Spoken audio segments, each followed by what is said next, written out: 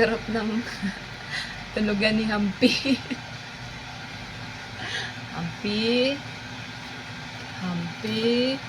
Bakit nandiyan ka, Hampi? Hampi. Ano yung tulugan mo? Bakit nandiyan ka sa Max na karton? Ito naman yung iso. Ming ming.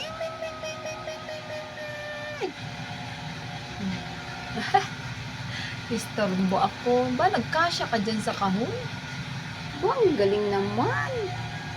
Hampi. Hampi, tulog ka pa, tulog. Tulog ka pa, tulog. Bait naman yan.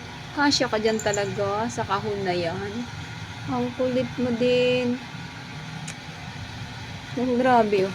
Kasya siya dyan.